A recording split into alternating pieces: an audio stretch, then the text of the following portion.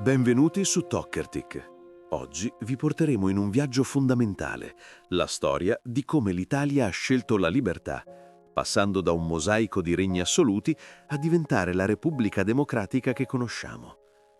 È un percorso fatto di figure storiche, di lotte per i diritti e di una scelta popolare che dopo anni di repressione ha plasmato il nostro destino per sempre. Mettetevi comodi e preparatevi ad analizzare le tappe cruciali della nostra democrazia. Iniziamo subito. Per comprendere il valore della democrazia dobbiamo fare un salto indietro, a un'Italia divisa. Prima dell'unità, il nostro territorio era un frammento di poteri assoluti. C'erano il Regno di Sardegna, il vasto Regno delle Due Sicilie, il Granducato di Toscana e soprattutto gli stati pontifici, che coprivano gran parte del centro. In questi stati il potere era concentrato interamente nelle mani dei monarchi e del Papa. Il popolo non era considerato il detentore della sovranità e aveva di fatto zero voce nelle decisioni politiche o amministrative. Poi, tra il 1848 e il 1871, la storia accelerò con l'epopea del Risorgimento. Figure chiave come il pensatore repubblicano Giuseppe Mazzini, il pragmatico statista Camillo di Cavour e l'eroe dei due mondi Giuseppe Garibaldi lottarono per unificare la penisola sotto un'unica bandiera. Nel 1861 fu proclamato il Regno d'Italia con Re Vittorio Emanuele II. Con l'unità, l'Italia adottò formalmente una monarchia costituzionale basata sullo Statuto Albertino del 1848. Questo statuto fu il primo passo verso una forma di rappresentanza, istituendo un Parlamento diviso in due Camere. Tuttavia, è essenziale ricordare che il Re manteneva un potere esecutivo molto forte e, soprattutto, il diritto di voto era garantito solo a una cerchia estremamente ristretta di cittadini, uomini e con un certo livello di istruzione e ricchezza.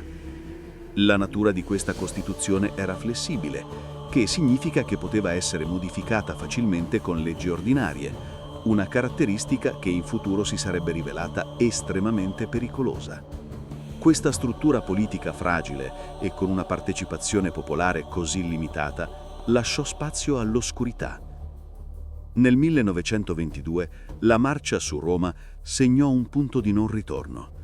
Benito Mussolini, sebbene formalmente nominato primo ministro dal re Vittorio Emanuele III, instaurò rapidamente una dittatura.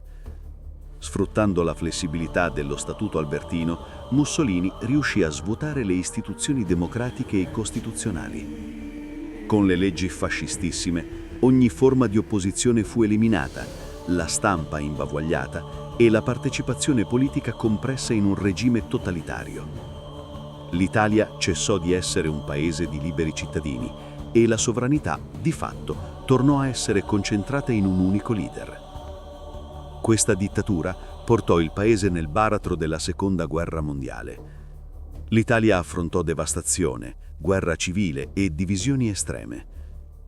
Nel 1943 il regime fascista collassò, Mussolini fu destituito e arrestato. La fine del conflitto mondiale segnò la fine definitiva del fascismo e aprì la strada a una scelta istituzionale inevitabile e cruciale. Il 2 giugno 1946 è la data che segna la vera nascita della nostra democrazia. Dopo anni di monarchia e il trauma della dittatura, gli italiani e, per la prima volta, le donne, furono chiamati a votare in un referendum istituzionale, monarchia o repubblica. L'esito fu chiaro, vinse la Repubblica. Quel giorno nacque la Repubblica Italiana.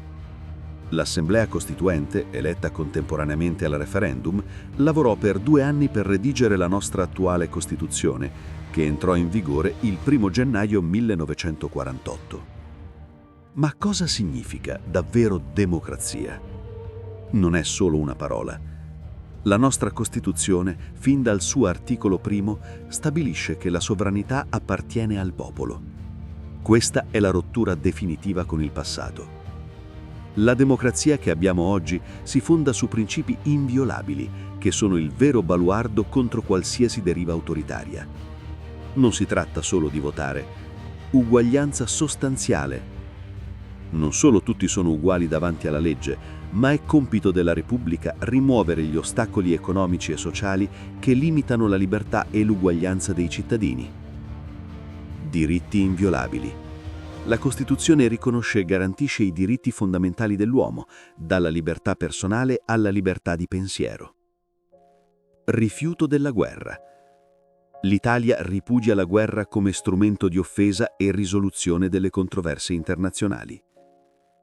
La storia italiana ci mostra chiaramente che il passaggio all'attuale Repubblica Democratica è stato un percorso difficile ma necessario. Questo percorso ha permesso al popolo italiano di riprendere la parola e costruire una società più equa e stabile. Siamo giunti al termine di questo approfondimento storico.